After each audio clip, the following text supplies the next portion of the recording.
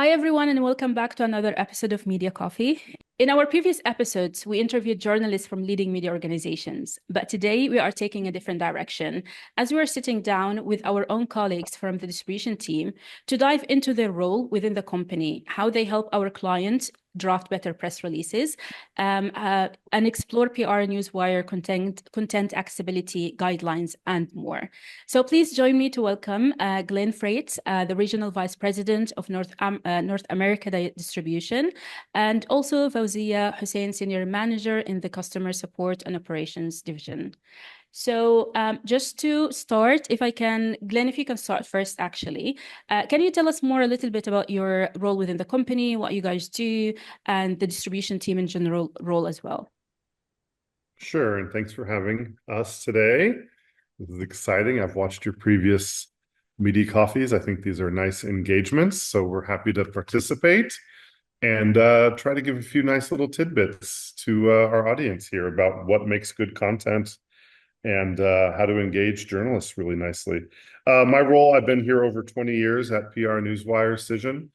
I run North America operations. I've had previous roles running our international desk and handling global distributions across every region of the world. And what we do, the core of my team is handling and engaging client content and working with clients to distribute their stories to the world. An old handle of ours, an old line of ours that we used to use.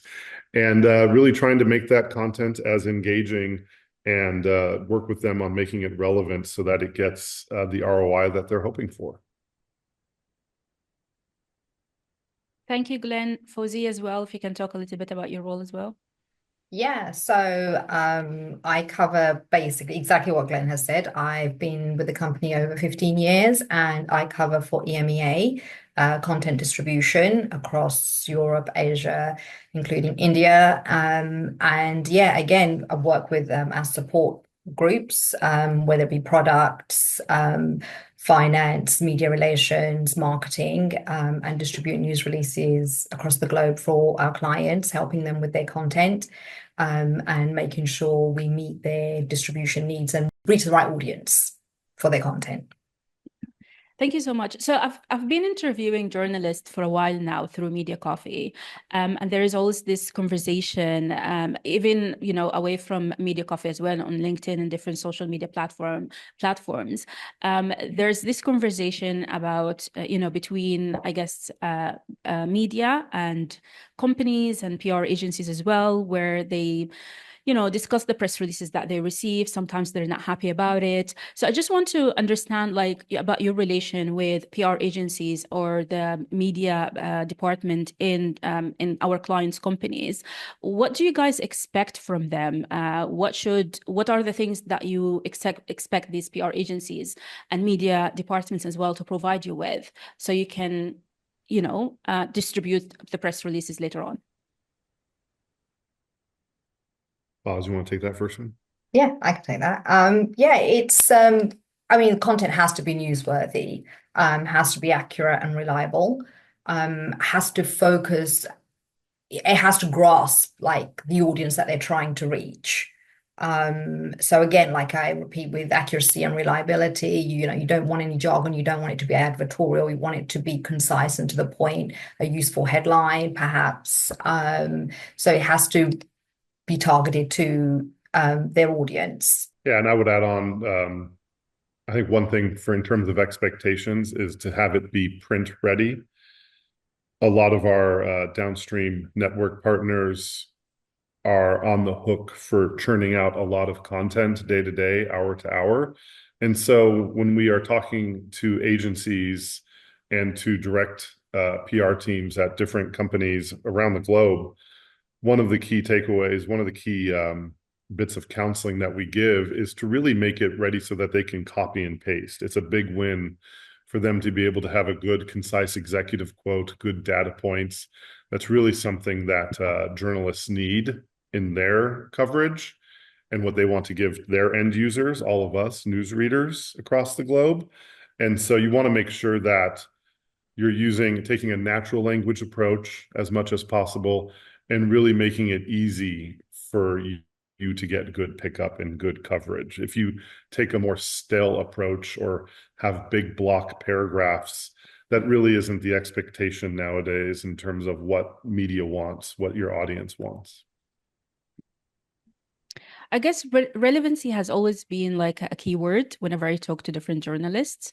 But then again, they always complain, like there is still this conversation that sometimes press releases are not relevant, or maybe journalists don't need them. So the question that came to my mind when you guys were talking is, from your point of view, when do you think companies should write a press release? It varies, doesn't it? It could be like when the company has news to give, whether it be about staff or corporate news, their earnings releases. It varies. It could be like throughout the year. So your earnings will be quarterly. You've opened a new office, that could be your corporate news, a new CEO. So that could be from your employee staff information. Yeah, I think at the end of the day, it's all about, do you want your brand to be recognized for whatever the many reasons Fouzia just mentioned, in terms of,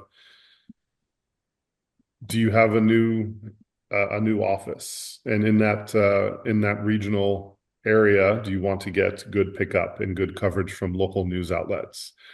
And then obviously, the obvious ones in terms of, do you have a new campaign coming out? Is it seasonal? Is it coming up for the holidays? Is it back to school?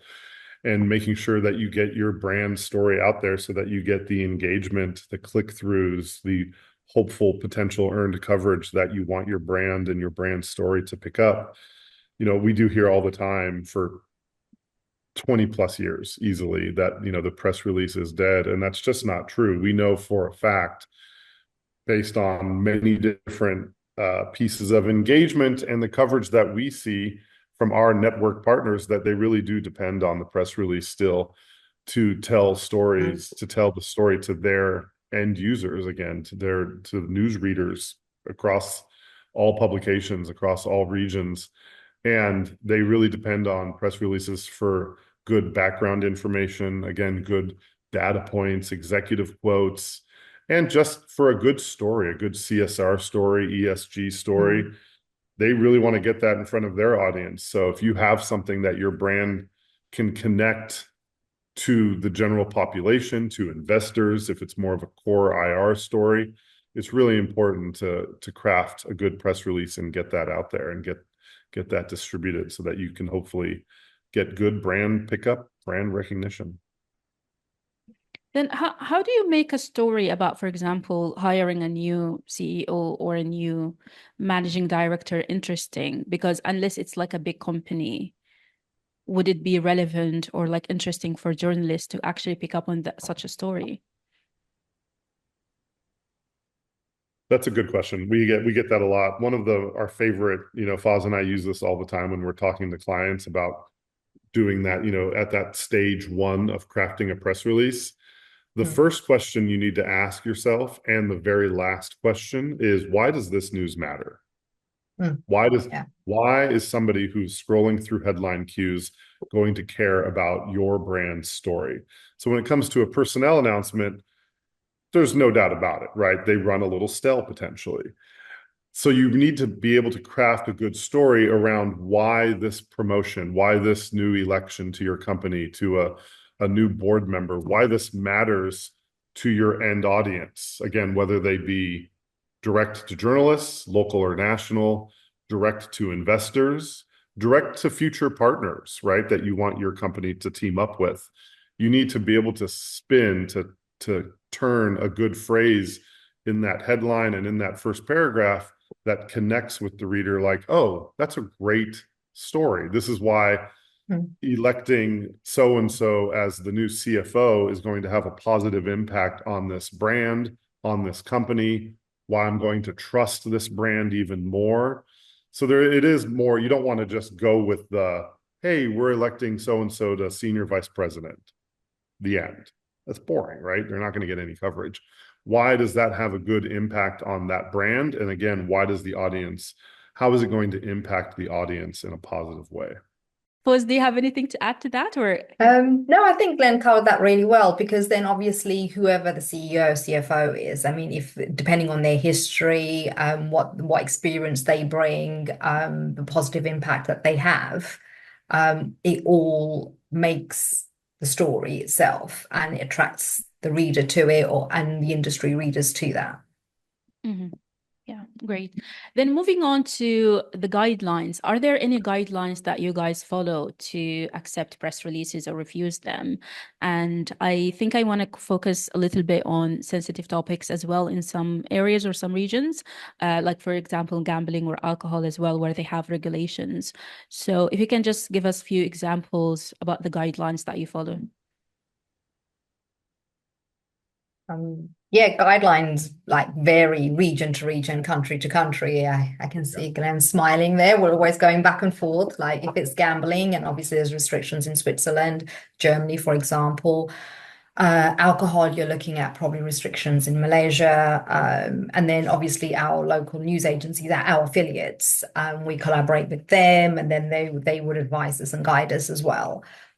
So yeah, there are restrictions, I think, across Europe and Asia, depending on the content and where you're distributing to. Yeah, just to piggyback, it's I'm going to say the same thing basically. It really depends on region to region, and our guidelines are tailored. So the Newswire, PR Newswire, are doing this for 70 plus years, has very nice tailored distribution. So we have single country distribution, but within those single country distributions, we work with the national affiliate, and that national affiliate abides by their local rules and regulations related to online gambling, alcohol, firearms, what exchange a company is publicly traded on has different red flags, potentially, cryptocurrency, especially, and all types of cryptocurrency, whether it's mining, any type of crypto, any type of digital asset, will be flagged and refused by a lot of local regional affiliates. So we make sure to either not send it direct to that affiliate, or we also, for every release, tag the release with a specific subject or industry code. We have over 220 of those. And a lot of our downstream partners, when they see a particular tag, their system is set up to filter it out and not push that headline to their syndication network. That is and we like that, right? We work with our downstream partners to make sure that they are getting the news that they think is relevant to their end audience. And a lot of our partners in the past, probably going back 10 years, don't want to see certain types of copy that I just mentioned. Are there any common questions or any frequent questions that they actually get from clients about press releases? Like, let's say you have a new client from Europe, or a client targeting, for example, Europe or Africa. What are the common questions that usually get asked by these clients? I'll defer to Foz on that. That's more of a wheelhouse. Yeah, Fuzia, go. It would be like the best time to send a press release, the best days to send a press release. It'd be the grammar, the content of the release, just having a read through it, advising how they can have better pickup, including assets if there's not an asset included. And time-wise, getting back to that one, I would say, not on the hour, or like the rounded 15 minutes, 30 minutes, 45 minutes. Do it on the odd minute, where there's less news releases in the queue, so your release will stand out from the rest, which is very important. Mondays through to Wednesdays, I'd say, is our busiest, putting out news releases, and we'd offer them content reviews as well, just to read through the release and offer a rewrite or a whole new release rewrite. We can provide that for them. And then, like I said, including an asset that will help pick up. If there's no asset included, it could be an infographic, it could be as basic as a logo. These things always help. Can you just expand on the release review or press releases review or rewriting the press releases? Is that a service like separately provided for clients? What do you guys do exactly within that? Yes, so we request we have a template that the client will complete. Some information, background information about the company itself, what news they're trying to put out, what their news angle is, and then from that content we'll start writing the press release for them, including a good headline with a subject line, capture all of like the main news in the headline, and make use of the subject line subheader. And then write the release for them with the information that they've provided, and then get their approval or their internal approval. And then we'll try and keep it up to, I'd say, 600 words, not too long, because then that is another thing. And then also have the format of the release as well. You don't want it just in like block paragraphs. You probably want to have some bullet points in there, some call to action points in there as well. Like I said before, an infographic would help depending on the content. So that's the sort of advice we'd offer, and write the press release for the client. Yeah, thank you. So you've mentioned earlier that you've been working with the company for a long time, so I think 10 plus year. So I'm sure you've seen a lot of mistakes or errors that were done by clients when it comes to press releases. So do you remember, or do you have something in mind that keep happening in a regular basis that hasn't changed or been fixed so far? Because it's something that we speak a lot with journalists, but I want to understand it here or see it from your point of view.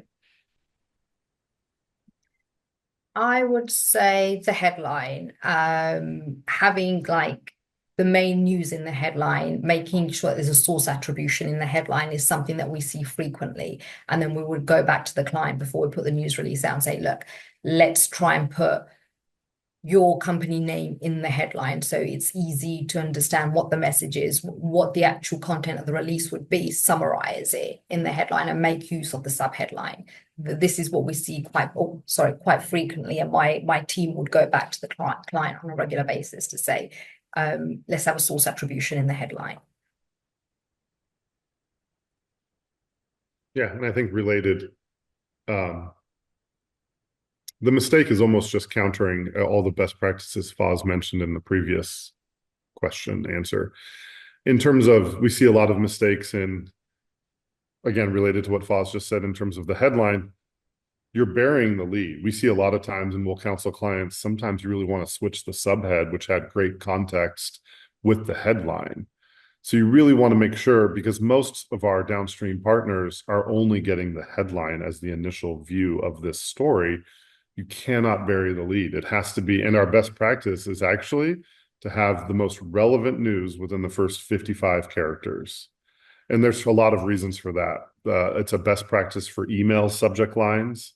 It's also the 55 character mark, total characters, is where search engines, especially Google, cuts off the headline. So for visibility, and it's hard. We realize that when we tell somebody like, oh, 55 characters is like, my headline's running 160, and that doesn't look terrible, right? That's maybe 1.5 lines in a Word document. So it doesn't seem terrible, but in regards to really trying to have your story stand out, my advice is always to put like 33% of your energy into headline writing. Not too many people are going to scroll and read the bottom half of your press release, right? Unless it's a beat reporter who's following your industry, who's engaged and really wants all the information that your story is telling. Most people will scan, not just press releases, but all content. And you really want to make sure, again, following those best practices Foz said, you need to have good engaging content, have good multimedia, have it be broken up by bullets and bolding.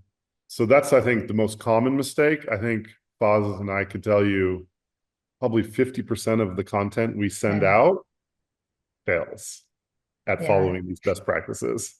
Yeah, I'd also say be objective as well, right? Because that's key. Yeah, be objective and don't use jargon. It drives Yeah, journalists. We see jargon. that in our State of the Media report every year Yeah. for, I think we're at 13 years running now. It drives them crazy when you're saying best new product ever. It's like, okay, they're going to scroll right by that. Yeah. Perfect, thank you. Then just going back to, I think we kind of touched on this question before, but just to put it in another way, to rephrase this differently, are there any regional differences to consider when sending press releases to multiple countries? Yeah, since I think Foz and Glenn, you've mentioned that you look after different countries. So yeah, it would be interesting to hear what you think. So with EMEA, you wouldn't necessarily have a totally different version, if that's what you're referring to, because our affiliates and downstream partners would do the translation if it's going in different language. I mean, generally the release does go in different languages. But if you're saying that, you have one type of English version, let's say going to the UK, and another type, let's say going to Germany, that wouldn't be a thing. You can still post the same English to different countries. It's just when it comes to the native language, then there might be some adjustments and slightly different grammar used. But then that's when the local language is translated, and that's when that comes into effect then. Otherwise, you can distribute the same English to multiple English destinations in different parts of the world. Okay. Yeah, I think it depends on who your audience that you're targeting is and where they are, and then what type of story it is. So from the North America side, sending into Fauzia's territory, if you will, whose team is great, and they are excellent gatekeepers to all of Greater Europe and Africa and Asia.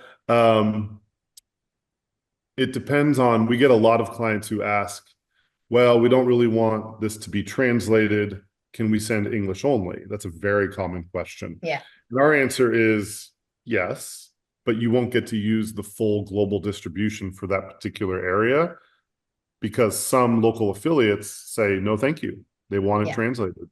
And that's the same, by the way, for North America. For a lot of our affiliates in Quebec, they want that translated into Canadian French. It's got to be. And Canadian French is not the same as France French, as we say here internally. So they definitely have to have two different versions for that particular distribution if you're hitting both regions. And so there's lots of little things like that. But I think the global English only request is a pretty common one. And if that is the case and they don't want it translated, then we have to send it to a tailored down distribution. It won't hit as many points for sure. Yeah. Do you have any thoughts on the different wires that we have that clients can actually select or choose from, just to make sure that we're sending the relevant press releases to our partners from the other sides who are journalists as well? Yeah. Yeah, for sure. Oh, go ahead, Foz. Yeah, no, sorry. I mean, yeah, we do definitely provide counseling for that for our clients. So if it's targeting to the finance industry, for example, and it's about entertainment, but then the client's feeling that, oh no, it's more entertainment appropriate, but then we would go back to them and we would say to them, no, your press release is best targeted for finance. So we do have that where it becomes, say, for example, healthcare niche market, we would then build custom lists for the client. So it'd be targeted to actual journalists' inboxes with the niche, if it's oncology, for example. And that's, what we'd say that, your release is best targeted to oncology rather than healthcare, which is quite a vast area to cover. Then we'd pull out from our database a custom list for the client and make sure the correct journalist gets the release. Which then has an impact on clients' ROI as well. So yeah, we definitely do that. And then one other thing we do for clients is on their behalf, and then even more so on who our end audience is, journalists, media outlets, is our editors across all PR Newswire global regions tag releases, like I had mentioned earlier, with subject and industry codes. And then the recipients on our network can subscribe to those particular. So my favorite example, the most obvious one in North America, is we have a large media base that follows just the auto industry. And they're based out of Detroit, Michigan. So they will sign up for our news feed, but they only want it for, let's say, the top 20 public company auto companies. Also, the auto industry news tag that we apply, and then maybe news coming out of Michigan. We also tag every release for the region that that company is based out of. And then that's all that journalist is going to get from their PR Newswire feed from us. So it's a benefit. And then it's a benefit to those clients who are sending out a story that is auto industry related, because we're getting it in front of the right audience for them. And then to expand that, if they're partnering with a nonprofit who is doing, I just saw a story we sent out yesterday, who's doing childhood cancer research. We'll tag it for cancer research, health related, and then that story then gets an expanded potential audience, because now it's going to that media audience as well. I received a feedback from someone that works for an NGO through LinkedIn, and they mentioned that, for example, they're targeting a specific country, they have a perfect press release, really good, and the news is relevant to the countries that they're targeting, but still they didn't get any pickup. So obviously within, I guess, the current media landscape that we have, competition is high. So many people, so many countries are trying to get, obviously, to be seen and their press releases to be published.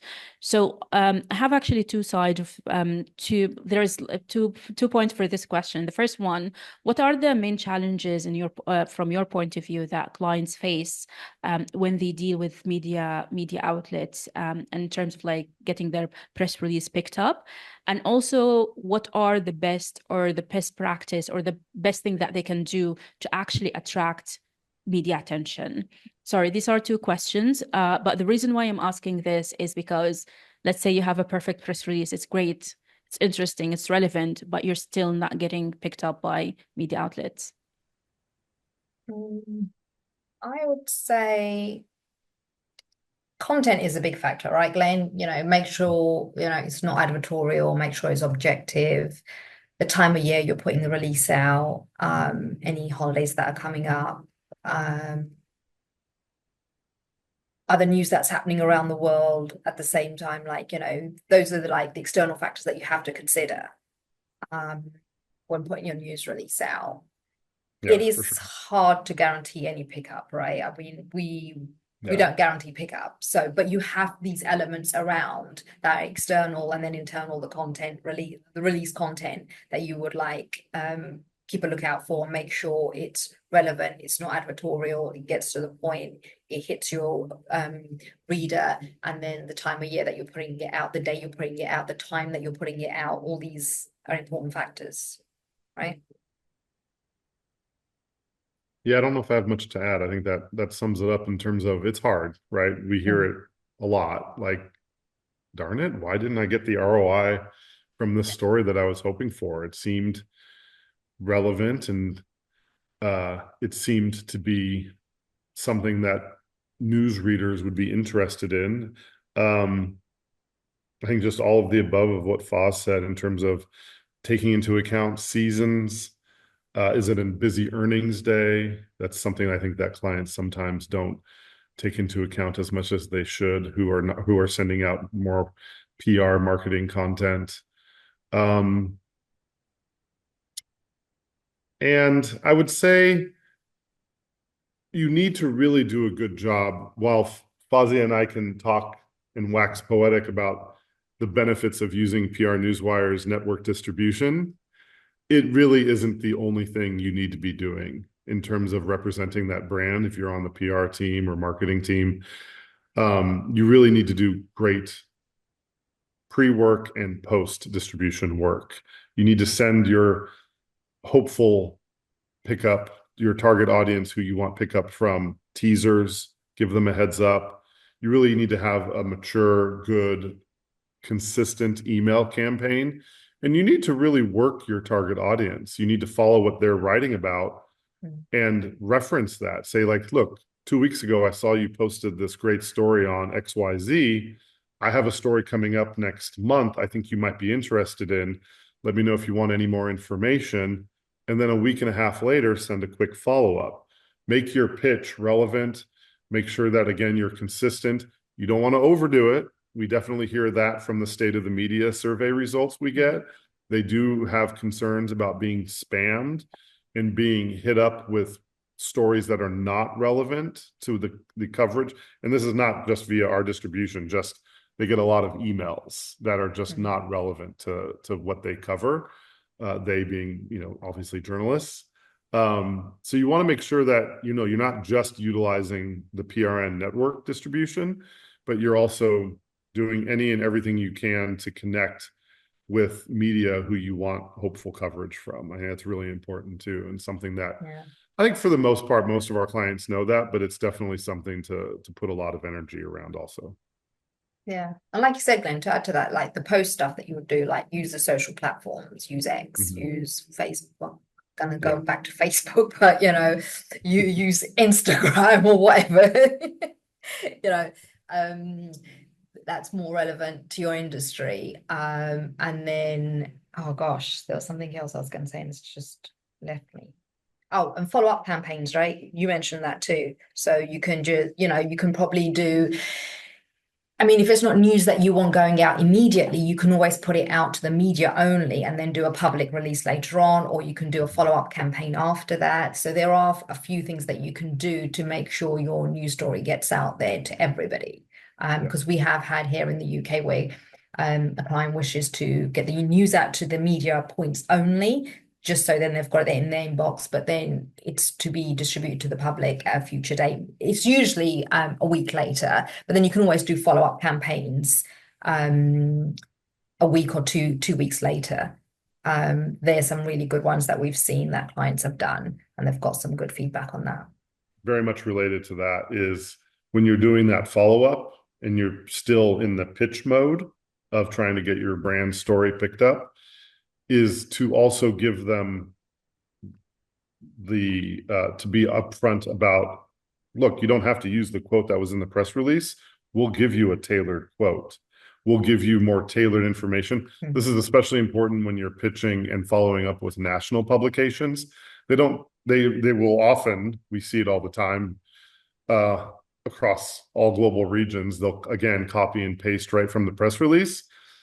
But somebody who's following, a beat journalist, somebody following your industry closely, they do want that outreach where it's tailored directly to them. And so they want that offer. They want that option where, hey, we'll give you a tailored quote from our CEO that you can use in your story. And we promise that we won't give that same quote to any other publication. That's a big win and a nice, again, sort of a teaser, if you will, for when you're engaging media and getting, again, hopeful pickup. Yeah. Sorry, just something came to mind actually. Do you see, or did you notice, or did you ever notice a difference in the level of pickup of press releases that uses, for example, assets like pictures or videos versus the ones that don't provide any? Oh, yeah. There is a huge difference, right? What is it? 20-fold? Yeah, something We'll like pick that. up on images and videos, even a logo, right? Yeah. Yeah, what best practices for good content engagement are really best practices that you can see in any white paper or research paper across any industry, any subject matter expert that you can find on the internet when you do a Google search for what makes content engaging. So not even related to press release or press release writing. Multimedia is a must-have in terms of getting good engagement, standing out in headline cues. And then when you get that all important click through, if it's just all text, even if it was a journalist who was interested originally in that headline, you're going to lose them to a quick potential scan. You need to engage with them. And we cannot say this enough. A good image, especially beyond the logo, a good lifestyle image, a good environmental image, really does tell your brand story even more than anything that you have in the text body, right? People remember your brand story based on the image. It really does connect with them visually. It stays in their mind. And there's so much research from so many different, again, universities and everywhere else that prove that people learn and absorb information better when it is connected to an image rather than just plain text. This is great. Thank you so much. Any last recommendations you have for clients that, use our services, or even journalists from the other side? I'll throw in one real quick. Have a good call to action. We see so many times in press releases, no matter who your target audience is, that the only call to action they have in the release is to learn more information about our company, go here. And it's just the top domain website. You put all this energy into writing a good story for your brand, your company, your nonprofit. You might not get the click through, but above the fold, so before somebody has to scroll online, have a good link that goes deep into your website that is relevant and related to the story you're telling. If you have to do some work on your website to create some subpages, it's worth it. You want to definitely keep your audience engaged and get that next level engagement. And when you send a story over the PRN network, it's out there forever potentially. So you never know where you're gonna get your audience from in the future. And so you want to have a good link that was, again, related to the story that you're telling. And we see so many times a real lack of a CTA, a call to action, in press releases. Yeah. Mine would probably be working with different continents, countries, will be regional bank holidays or regional closures, or even if it's like a national day. I mean, we had in the UK last year the King's Coronation, so there was that factor to consider. That's not usually a bank holiday in the UK, but for then we would advise all our clients, hey, okay, maybe you don't want to put your release out because it might get buried in all the King's stuff. So it's unique things like that, and definitely national holidays that people might not be aware of. Avoid those dates when you're Avoid the US election season coming up. Oh yeah, that too. Yeah. So yeah, that's a good call out. I like that, Foz. Yeah, thank you. Foz, you did mention earlier about timing in terms of sending press releases. Did you notice do you have actually best days, for example, to send a press release rather than timing? Because, for example, I spoke to someone I think in Italy, and they mentioned Friday and Monday are the worst days to send press releases, let's say. Just because Friday's, just before the weekend, and Monday's beginning of the week. So yeah, do you have any idea from your side? See, I think I don't know. See, that's the catch, isn't it? People say Fridays isn't a good day. Yeah, Monday, Tuesday through to Wednesday, I would say are our busiest times to send press releases out. But then again, Fridays, I hear that, but then it could be a double-edged sword where you do put your release out on a Friday, where, say, for example, there is not much news releases out there, but your news goes out and it gets captured and people pick it up and read it and see it because there isn't that traffic going out there. So it could be seen, I mean, I do feel like it could be seen as an advantage to put it out on a Thursday, Friday, when your news releases volumes are lower everywhere else. So I don't know, Glenn, anything to add to that? I mean, that's how I do see that could be a good way of putting your releases out. For sure. I think the contact you had in Italy is right overall. Fridays do tend to be slower, and people Friday after 12 o'clock noon, I think people have given up on trying to find new leads.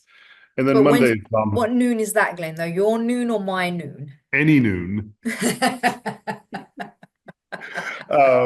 My noon, you're done. Exactly. Your noon, I'm done. I'm out of here. And then India's even more done. All of Europe is done. And then Mondays are dominated by IR news for sure. Yeah. So I think I'm with Foz in terms of, especially if it's not something that is IR related and you need to disclose the news and you need to get, or you are hoping for financial media pickup. Okay, that's going to be Monday, Tuesday, Wednesday morning. Still avoid the 7, 8, and 9 a.m. local time period. You want to send it again, like on the off, like at the 15. But Thursday, Friday, Foz is right. It's a quieter period on all wires across all networks, syndication networks. And if it's a little bit more evergreen, if it's related to a more long-term campaign, it's going to stand out and get nice potential pickup still. And especially if which the wire is being utilized more and more for direct to consumer, you still have to be objective, right? We're not going to send out anything like a straight ad. No straight advertisement is one of our guidelines. But if you are trying to target consumers directly, Thursday, Friday is actually a big win. Mm-hmm. Yeah. Perfect. Thank you so much, Glenn and Foz, for this. I really appreciate your time. Thanks, everyone, for joining us, whether you're watching us on YouTube or listening to our podcast. We do appreciate you. And if you have any questions or any feedback, feel free to send us an email and follow us on social media as well. Thank you so much.